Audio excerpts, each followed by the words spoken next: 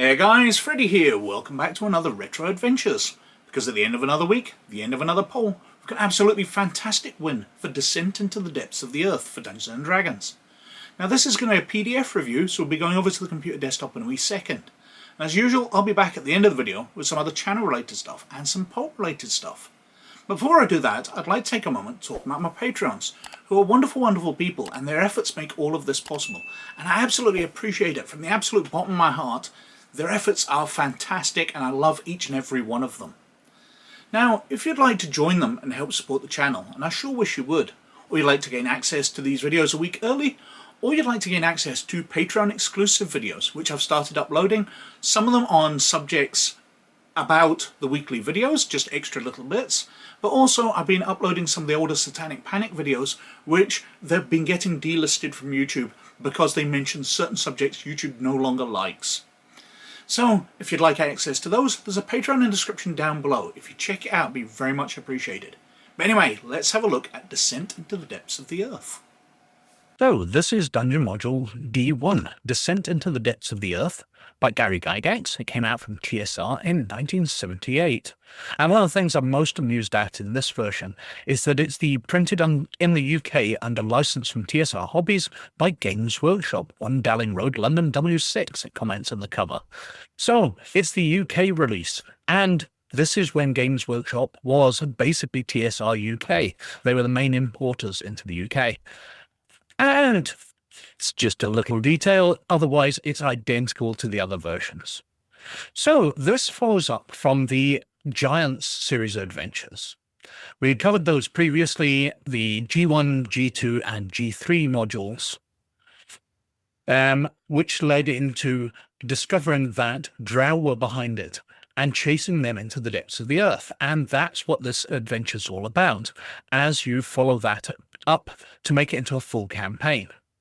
As it says on the cover, this module contains background information, a large-scale referees map with matching partial map for players, referees notes, special exploration and encounter pieces, a large map detailing a cavern area, encounter and map matrix keys, an additional section pertaining to a unique new creature for use with this module and the game as a whole.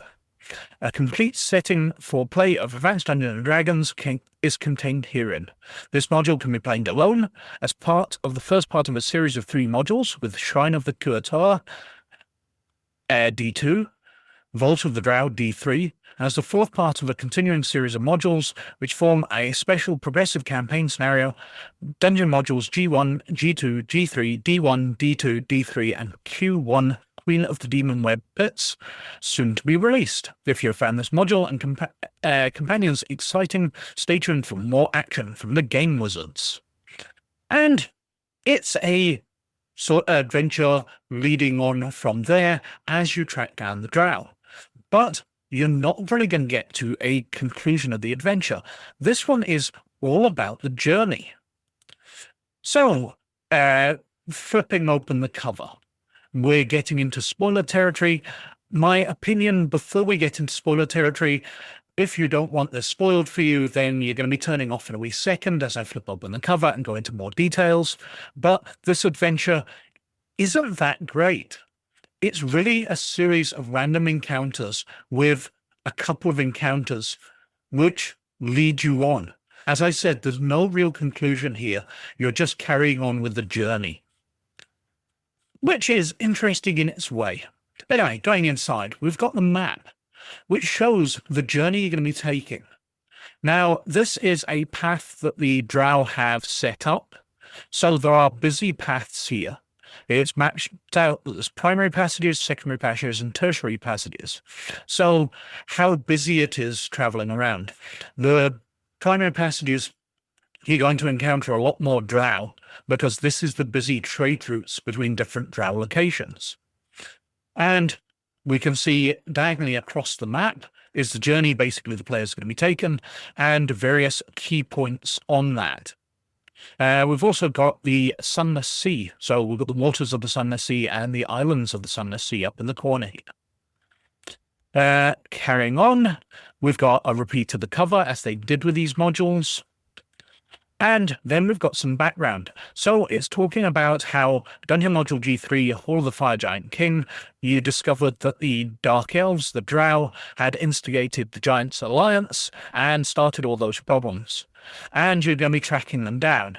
And it talks about how you're going to be journeying through. You might be able to recruit some elves who are keen to destroy the Dark Elves. So you might be going as a large group. Unlike the expeditions against the giants, no compulsion is placed upon the adventurers to undertake this journey. So this is just adventurers doing adventure stuff. Nobody's compelling them into doing it. One of the big points is it tells you how you're starting off and how the drow have got away. One of the big points is whether you're going to be taking mules and pack animals along with supplies for this. And that's going to slow your group down. So there's a large section of notes for the Dungeon Master only, where it's talking about movement rates, how many hexes you're going to be traveling across.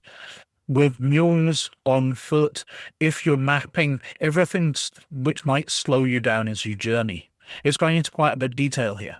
Now, if we go back to the map here, we can see it's a hex crawl, basically. But it's an unusual hex crawl. I quite like it. I had never really considered a hex crawl in this way. Usually hex crawls are a big map, like the one we saw on Isle of Dread, where you can explore things. There's mountains which are kind of impassable, but most of the map is explorable. Whereas this, because it's in the Underdark, you're just traveling through tunnels. So it's not free movement. There's lots of hexes here which you can never get to because they're just rock surfaces. So I'd never considered that as a hex crawl before, that you could create a larger underground area and tunnel it out, showing a map of all the tunnels available with key locations, cities, buildings, encounters throughout it. It's something that, as I said, it never occurred to me, and that quite excites me. It's an interesting way of doing things. Continuing back into the adventure, we've got lots of information, how you're going to be getting over ravines. There's going to be lots of pitfalls, ravines, crevices to get around because it's a very three-dimensional thing. So there's a large section on climbing and getting around those. Obviously, if you've got mules, you're going to have to find ways of lifting them up. You're going to have the extra supplies they can carry, but you're going to have major problems getting around with them. And it mentions the new creature, the Germain, which makes me think of one of the Jacksons. Germain would make me think of something completely different. Carrying on through, it talks about the difficulty of 2 encounter areas, but it's not as demanding as the Giant series, because this is the journey. The problems are going to come at the end of it. So this is just about making a journey, and it's going to be quite tough. It talks about how teleportation is going to be out of it, so you're not going to be able to teleport up to the surface and get resupplies without anything less than a wish, it mentions, because there's magnetic interference, which messes up that kind of magic. And then we are getting on to lots and lots of random stuff. As I said, this is mainly random encounters. So we've got random monster tables for passages. The primary passages, where you're likely to encounter drow patrols, maybe beholders, etc. Secondary passages, which are a lot less patrolled by the drow, but there are some, there's more monsters. And tertiary passages, which are a lot more the wilds of the Underdark, with wild creatures there. It goes into detail about the drow you might encounter, males and female groups, 7 to 10 fighters of 3rd level for the female, whereas the males are 7 to 10 fighters of 2nd level. We've got random encounters for different types of creatures, different types of patrols, what they might be carrying, because what you're encountering with people in the Underdark is going to be very, very different to what you're encountering on the surface. So there's lots of valuable stuff in here as well that you might encounter, but it's more weight to carry. If you don't have those mules, you're going to be having to, 110 to 300 silver ingots. How are you going to carry them just in backpacks? And there's a thing about vultures which the drow carry, and this stood out to me because the dice roll, whereas all the previous ones are D100 rolls, D20 rolls, D6 rolls, this is a D16 roll, which surprises me. I have a D16. I was lucky enough a couple of years ago that one of my sons decided to buy me a selection of odd dice. So I have a D3 and D7s, but I happen to have a D16. But it's not a dice I'd ever seen before. He decided to get me that collection. And I can't think how you roll it. Obviously, you would think it'd be 2d8, but then you can't roll a 1. A d10 and a d6. Likewise, you can't roll a 1. How do you roll a d16 if you don't have a 16-sided dice? It seems a really, really odd table. We've got special notes on drow cloaks, armors, and weapon, which might be equipped to other races which are in servant to the drow. So you might be encountering different creatures, ghast and ghouls, trolls and troglodytes, which are drow servants and might be carrying this stuff. And then we've got an encounter area. D3. It mentions it uses encounter piece 2. We'll come to that on the back cover. And this is like a customs area. It's a patrol route or patrol post which the players will have to get past, including a 6th level cleric. So there's a bit of a boss at this point. Evil High Priestess, who's 9th level. Then we've got Encounter Area M2, which uses Encounter Piece 2, reversed. Strikes me as odd because it never calls for you to use Encounter Piece 1 or 3 anywhere. Those are just used in random encounters when you want to lay out an area and map it out. But Encounter 2 gets used twice, once normal way up, once reversed. And this is an encounter. There's a westernmost spy post of the Ithalids, because what you're going to learn as you go through this adventure is the drow and the mind flayers don't get on. So that's one of the things the players will discover that they can perhaps use later on. And then we've got the big encounter, the key to the caverns and warrens of the troglodytes. So this is the big area which they have to get through. There's lots of encounters within it, lots of rooms as they explore, side caverns, entrances, a cave with 14 drow, 4 2nd-level males, 8 3rd-level females, sunken cave, different things which are in there. A lich, which I find very interesting. There's a lich populating this area, and he's cast 600 magic mouth spells in various portions of his lair, on the walls, floor, ceiling, and on stalactites and stalagmites too. So, as the players go in, the magic mouths are going to alert him, and there's 600 of them. It mentions that if you cast a detect magic, you will see every surface glowing with magic from these magic mouths.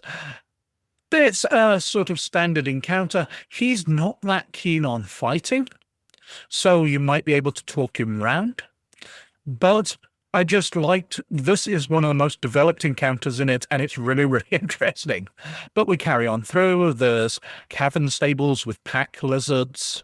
Mentions that there's lurkers in other places as well, giant slug. Troll caves, bugbear caves, including our bugbear chief.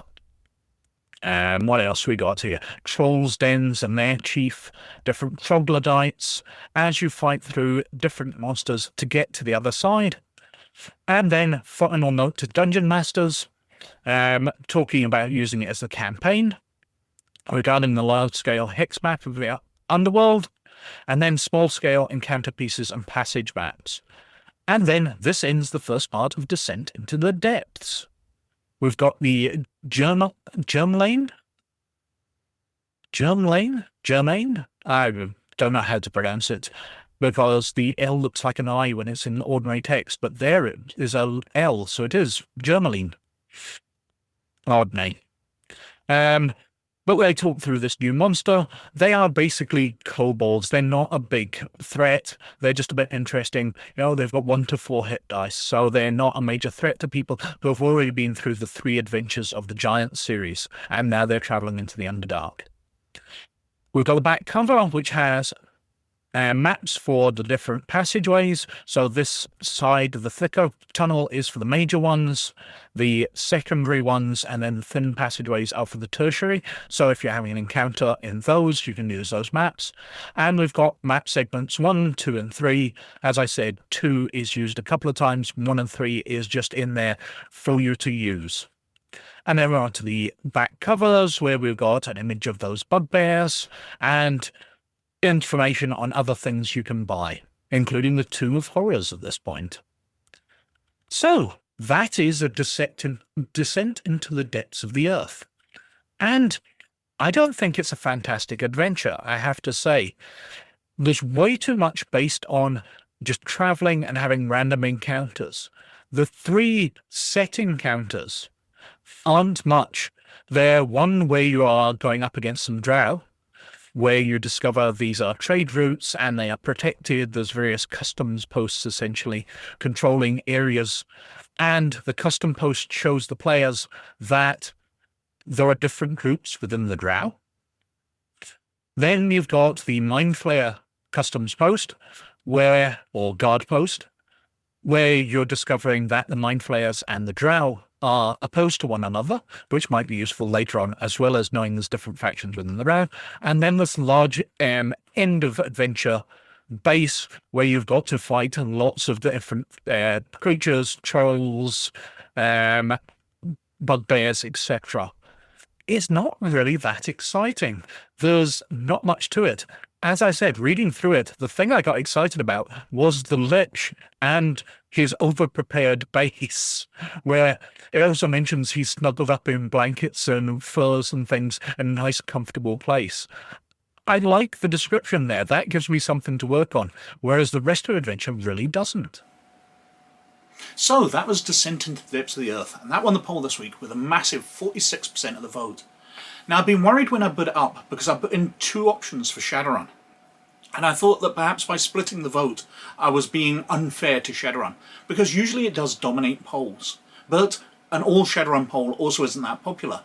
But it looks like that made no difference this week, because even combining the 2 votes, they only came to 36%, so they came way back behind. Because in second position was Dark Angel for Shadowrun. It came on 26%. In third place was Last Rites for Call of Cthulhu on 18%. And in last place was A Killing Glare, also for Shadowrun, on 10%. I don't know why A Killing Glare came so far behind. I remember playing it and it being quite a lot of fun. It is about sports, so perhaps that isn't a terribly popular thing to have in a role-playing game. No idea. But that was what came last. All of those are but aside though. As usual, we're moving back onto a retro RPG poll. And first up this week, we've got the Stargazer Tribe book for Werewolf the Apocalypse. Came out from White Wolf Publishing in 1997. Now this is for the Stargazer clan of werewolves. These are the more spiritual ones, so there should be lots of stuff in that. And the Werewolf the Apocalypse books are absolutely great. I do love the cutouts of the symbols in the front of them all, but if it wins, we will have a look through it. Second up, we've got World Book 17, Warlords of Russia for Rifts, which came out from Palladium Games in 1998. And Rifts books are always worth a look. They're a fantastic source of ideas. So many fun things, interesting things packed into these books that while I had my problems with Rifts, I obviously absolutely loved them. There's a stack of books on the shelf because I wanted more and more. They're great books. After that, we've got Alliance Intelligence Reports for the Star Wars role-playing game from West End Games, which came out in 1995. Now, this is a collection of reports on various things by the Rebel Alliance. We've seen similar books in the past with Kraken's Threat Dossier, etc., but this one I seem to remember having a few interesting things because it did gather together information from the novels which were coming out. So if you're an EU fan, you'll find a lot in this book which you would like. And last up, we've got Infantry Weapons of the World for Twilight 2000. Came out from Games Designers Workshop in 1991. Now this is an equipment book for Twilight 2000, and we've had a look through similar before. But this came out at the time when Dark Conspiracy was also out. So there are a bunch of alien and high-tech weapons in there, which aren't exactly suited to Twilight 2000, but it's really, really interesting to see laser guns and things alongside all the military equipment from the Twilight War. allowed you to spice up your games in some interesting ways, but also allowed you to put military weapons into your Dark Conspiracy games. Really nice stuff, and I would love to look through it. It's been a while since we've covered some Twilight 2000. But it's in your hands now. You get to choose which ones. What else have I been up to? Well, over on Drive-Thru-RPG, I've been releasing some races and classes.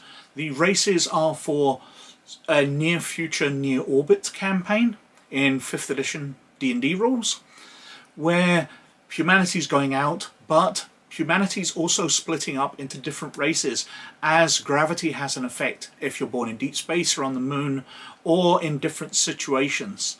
They're starting to branch out not by genetics but by where you're born. You tend to be able to move better in zero gravity but also unable to cope with gravity, and you pick up certain talents from being in this dangerous environment. And I've also been releasing some classes of dimensional travelers, character classes who are people who travel between worlds in different ways for different reasons. I came up with some interesting ideas, and with the idea of eventually releasing this campaign based about people coming together from different settings, I thought that dimensional travelers might be a part of this as well. So I just had a lot of ideas and put them together. And as usual, they're all being uploaded to a shared Google Drive for Patreons of Laird and Librarian status. So you're interested in getting access to everything without going over to Drive-Thru-RPG and buying them one at a time, then the Patreon's in the description down below if you check it out. And over on RPG Gamer, well, I had my rest and now I'm doing the Legacy era for Star Wars comics. The Dark Horse comics, which came out in the late noughts, which were dealing a time period 140 years after the movies, dealing with an ancestor of Luke Skywalker's and the risen Sith Empire. I seem to remember it being a lot of fun, but it doesn't seem to be quite as much fun as the Knights of the Old Republic from the few issues I've covered so far. But things can change. We've got a 50-issue run to cover, and I'm going to keep going with that. I will leave Young Jedi Adventures, which I believe are out in a week or so. I'm going to leave those until I've finished that. Of course, I will take a break when Andor comes out in a couple of months' time. But if you're interested in the Star Wars D6 system, there's new stats over there virtually every day. There's reviews of comics and things, building the universe. If you've got feedback, come on over and comment. Give the feedback and we will tailor these stats to make the best version available. But anyway, I think I've been wittering on for quite long enough, so thank you very much for watching. But as always, most of all, you look after yourselves, and I'll catch you later. Bye now.